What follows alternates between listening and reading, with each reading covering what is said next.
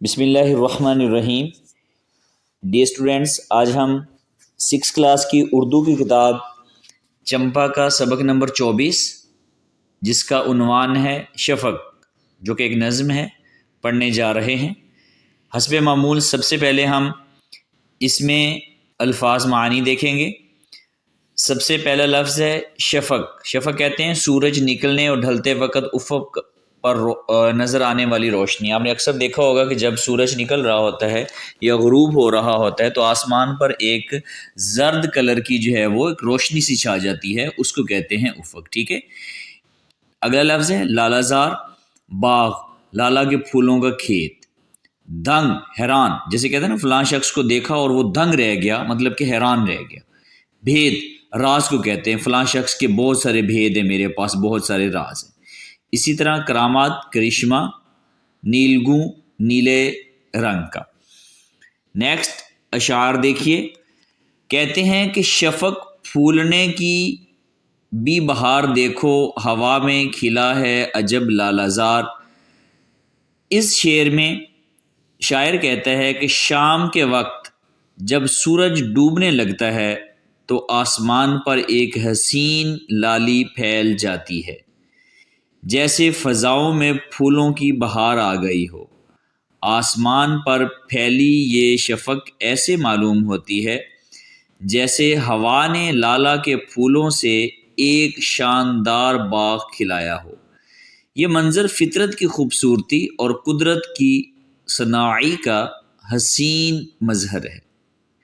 Next ہے ہوئی شام بادل بدلتے رنگ۔ ہوئی شام بادل بدلتے ہیں رنگ، جنہیں دیکھ کر عقل ہوتی ہے دنگ۔ شام کے وقت بادل مختلف رنگ اختیار کر لیتے ہیں، کبھی سنہری، کبھی سرخ، کبھی نیلگوں۔ یہ رنگوں کی ایسی تبدیلی ہے کہ انسان کی عقل حیران رہ جاتی ہے۔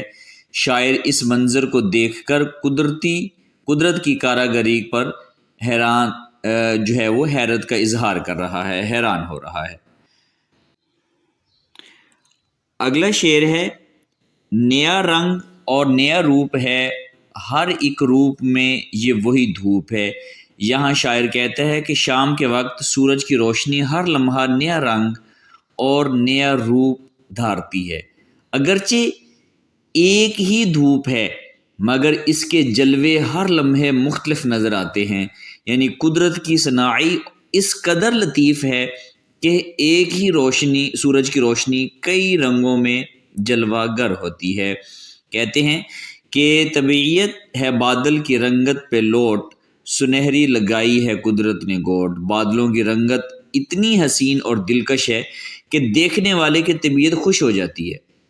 شاعر کہتا ہے کہ قدرت نے گویا بادلوں کے کناروں پر سنہری گوٹ، سونے کی پٹی لگا دی ہے۔ یہ تشبیہ فطرت کے منظر کو نہایت خوبصورتی سے جو ہے وہ اجاگر کرتی ہے۔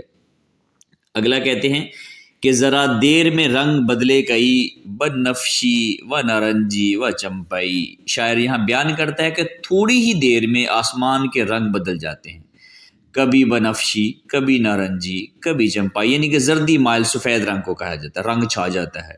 یہ منظر شام کے وقت شفق کی دلکشی اور رنگینی کو جو ہے وہ ظاہر کر رہا ہے۔ کہتے ہیں یہ کیا بھید ہے، کیا کرامات ہیں، ہر ایک رنگ میں ایک نئی بات ہے۔ شاعر حیرت سے کہتا ہے کہ یہ منظر کتنا نرالا ہے، قدرت کی یہ کرامت ہے کہ ہر رنگ میں ایک نیا حسن اور ایک نیا مفہوم پوشیدہ ہے۔ یہ اشعار خالق کائنات کی قدرت و عظمت کی طرف جو ہے وہ اشارہ کرتے ہیں۔ نیکسٹ کہتے ہیں کہ یہ مغرب میں جو بادلوں کی ہے باڑ، بنے سونے چاندی کے گویا پہاڑ۔ شاعر شام کے وقت مغرب کی سمت دیکھتا ہے تو بادل سونے اور چاندی کے پہاڑوں کی طرح چمکتے دکھائی دیتے ہیں۔ یہ منظر فطرت کے حسن کی شان و شوکت کو ظاہر کرتا ہے اور شاعر مشاہدے کی گہرائی کو بھی۔ کہتے ہیں فلک نیل گوں اس میں سرخی کی لاگ، ہرے بن میں گویا لگا دی آگ۔ آسمان کا رنگ نیلا ہے مگر اس پر شفق کی سرخ ایک حسین امتیاز پیدا کرتی ہے، یوں لگتا ہے جیسے ہرے بھرے جنگلوں میں آگ لگ گئی ہو، یعنی شام کے وقت آسمان اور زمین دونوں رنگوں کی آگ میں نہا جاتے ہیں۔ اگلا شعر کہتے ہیں کہ اب آثار ظاہر ہوئے رات کے، کہ پردے چھٹے لال بنات کے۔ آخر میں شاعر کہتا ہے کہ اب رات کے آثار ظاہر ہونے لگے ہیں، لال شفق کے پردے ہٹ رہے ہیں اور اندھیرا چھا رہا ہے، یعنی کہ وہ لالگی جو ہے وہ ختم ہو رہی ہے، یعنی دن کا حسن آہستہ آہستہ رخصت ہو کر رات کے سکون کو جو ہے وہ جگہ دے رہا ہے۔ نیکسٹ کہتے ہیں کہ ان مصروں کے دوسرے مصرے نظم سے تلاش کر کے یہاں لکھیے، مکمل اشعار اپنی کاپی میں درست اور خوش خط نقل کیجیے۔ اس کے جو درست فکرے ہیں وہ میں نے اسی کے آگے لکھ دیے ہیں، جیسے کہ شفق پھولنے کی بھی بہار دیکھو، تو اس کا اگلا فکرہ آئے گا ہوا میں کھلا ہے عجب لالہ زار، نیا رنگ ہے نیا روپ ہے، ہر ایک روپ میں یہ وہی دھوپ ہے۔ نیکسٹ شعر ہے کہ ذرا دیر میں رنگ بدلے گئی بنفشی و نارنجی و چمپئی، یہ مغرب میں جو بادلوں کی ہے باڑ۔ اس کا اگلا شعر آئے گا بنے سونے چاندی کے گویا پہاڑ، فلک نیلگوں اس میں سرخی کی لاگ، ہرے بن میں گویا لگا دی آگ۔ ٹھیک ہے، نیکسٹ جو ہے وہ یہاں سے سوالات کا سلسلہ سٹارٹ ہوتا ہے۔ کہتے ہیں کہ درجہ سوالات کے مختصر جوابات تحریر کیجیے۔ نظم شفق کے شاعر کا نام لکھیے اور ان کی کسی اور نظم کا نام بھی تحریر کریں۔ نظم شفق کے شاعر اسماعیل میرٹھی ہیں اور ان کی دیگر نظموں میں سادگی ہے، سلاست ہے اور روانی ہے، یہ شامل ہیں۔ دوسرا ہے نظم شفق میں کس وقت کا ذکر کیا گیا ہے؟ نظم شفق میں شام کے وقت کا ذکر کیا گیا ہے۔ شاعر نے اس نظم میں تشبیہات کا استعمال کیا ہے۔ مجموعہ الفاظ سے متعلق شاعر کی دی گئی تشبیہات کاپی میں لکھیے۔ مثال شفق پھولنے کی بہار، جیسے ہوا میں لالہ زار، کھلا ہو بادلوں کی رنگت، بادلوں کی باڑ، نیلگوں فلک پر سرخی۔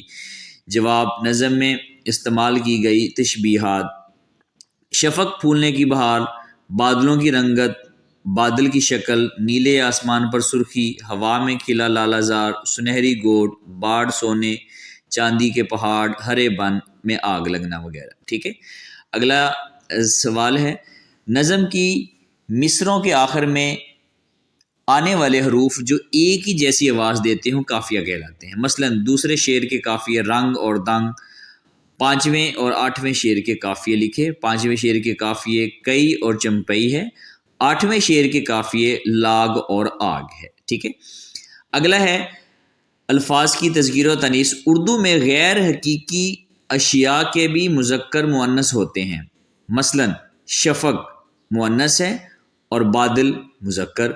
کہتے ہیں کہ نظم پڑھیے اور نیچے دیے گئے الفاظ کو مذکر اور مؤنث کے لحاظ سے الگ الگ کالم بنا کر کاپی میں لکھیے۔ جیسا کہ پہلا ہے مذکر، جیسے لالہ زار، ٹھیک ہے، اور رنگ اور پہاڑ، یہ تینوں کیا ہے مذکر ہیں۔ مؤنث میں شام، عقل اور دھوپ، یہ تینوں کیا ہے مؤنث میں آ جائیں گے۔ کہتے ہیں کہ مذکر الفاظ کو مؤنث بنانے کا ایک قاعدہ یہ ہے کہ مذکر کے آخری حرف کو ہٹا کر اس کی جگہ یہ یا نون لگا دیتے ہیں، جیسے شہزادہ سے شہزادی، لڑکا سے لڑکی، تیلی سے تیلن۔ کہتے ہیں کہ دیے گئے مذکر اور مؤنث الفاظ کے استعمال میں فرق پر غور کیجیے۔ جیسے مذکر شہزادہ باغ میں گیا، اس کی مؤنث بنے گی شہزادی باغ میں گئی، یہ مذکر یہاں پہ نہیں آئے گا، شہزادی باغ میں گئی۔ اسی طرح تیلی اپنی دکان سے نکلا، تو اس کے مؤنث بنے گا تیلن اپنی دکان سے نکلی۔ کہتے ہیں کہ اب آپ مذکورہ مثالوں کو سمجھ کر اس قاعدے سے ان مذکر الفاظ کی مؤنث بنائیے اور جملوں میں اس طرح استعمال کیجیے کہ مذکر اور مؤنث کا فرق واضح ہو جائے، جیسے کہ بھانجا، دھوبی، بھتیجا، دوہتا، پوتا، درزی، نواسا، مالی وغیرہ۔ مذکر مؤنث کا فرق، جیسے بھانجا، اس کی مؤنث بنے گی بھانجا، جملہ بنائیں گے کہ میرا بھانجا شام کو گھر آئے گا، ٹھیک ہے، اور مؤنث بنے گا میری بھانجی شام کو گھر آئے گی۔ اسی طرح دھوبی، آج دھوبی نہیں آیا، دھوبن، آج دھوبن نہیں آئی۔ بھتیجا، آج میرے بھتیجے کی سالگرہ ہے، بھتیجی، آج میری بھتیجی کی سالگرہ ہے۔ دلہا، دلہا بہت لمبا ہے، دلہن بہت لمبی ہے۔ پوتا، کل میرا پوتا مجھ سے ملنے آیا تھا۔ پوتی، کل میری پوتی مجھ سے ملنے آئی تھی۔ درزی مذکر ہے، میرا درزی نئے کپڑے نہیں لے رہا، ٹھیک ہے، اس کی مؤنث درزن ہے، میری درزن نئے کپڑے نہیں لے رہی۔ اسی طرح نواسا مذکر ہے، میرا نواسا مجھ سے بہت پیار کرتا ہے۔ نواسی مؤنث ہے، میری نواسی مجھ سے بہت پیار کرتی ہے۔ مالی، میرا مالی باغ کو ہرا بھرا رکھتا ہے، مؤنث آئے گی۔ مالن، میری مالن باغ کو ہرا بھرا رکھتی ہے۔ اسی طرح کہتے ہیں کہ نظم شفق کا مرکزی خیال تحریر کیجیے۔ نظم شفق کے مرکزی خیال میں نے دو لکھے ہیں، ایک بالکل شارٹ ہے اور ایک تھوڑا سا جو ہے وہ تفصیل کے ساتھ ہے۔ جیسے کہ نظم شفق میں شام کے وقت آسمان پر پھیلنے والی روشنی اور رنگوں کی دلکشی کو بیان کیا گیا ہے۔ شاعر نے قدرت کے حسین مناظر کے ذریعے خالق کائنات کی عظمت اور کاراگری کو ظاہر کیا ہے۔ ایک مرکزی خیال تھوڑا سا تفصیل کے ساتھ ہے، کہتے ہیں کہ اسماعیل میٹھی نے اس نظم میں شام کے وقت آسمان پر نمودار ہونے والے شفقی مناظر کی خوبصورتی بیان کی ہے۔ بادلوں کے بدلتے رنگ، سورج کی سنہری کرنیں اور آسمان کی رنگا رنگی دیکھ کر شاعر حیران رہ جاتا ہے۔ یہ تمام منظر اللہ تعالیٰ کی قدرت، عظمت اور حسن تخلیق کی جھلک پیش کرتے ہیں۔ نظم کا پیغام یہ ہے کہ فطرت کے ہر رنگ میں خالق کی کاراگری اور اس کی وحدانیت کے نشانات پوشیدہ ہیں۔ نیکسٹ کہتے ہیں کہ دیے گئے اشعار کی تشریح کیجیے۔ ہوئی شام، بادل بدلتے ہیں رنگ، جنہیں دیکھ کر عقل ہوتی ہے دنگ۔ شام کے وقت بادل مختلف رنگ اختیار کر لیتے ہیں، کبھی سنہری، کبھی سرخ، کبھی نیلگوں۔ یہ رنگوں کی ایسی تبدیلی ہے کہ انسان کی عقل حیران رہ جاتی ہے۔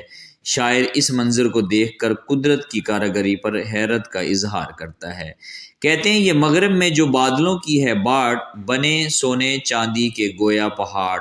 شاعر شام کے وقت مغرب کے سمت دیکھتا ہے تو بادل سونے اور چاندی کے پہاڑوں کی طرح چمکتے ہیں۔ یہ منظر فطرت کے حسن کی شان و شوکت کو ظاہر کرتا ہے اور شاعر کے مشاہدے کی گہرائی کو بھی۔ ٹھیک ہے، یہ تھا آج کا لیسن۔ امید ہے کہ آپ لوگوں کو پسند آیا ہوگا۔ دعاؤں میں یاد رکھیے گا۔ اللہ حافظ۔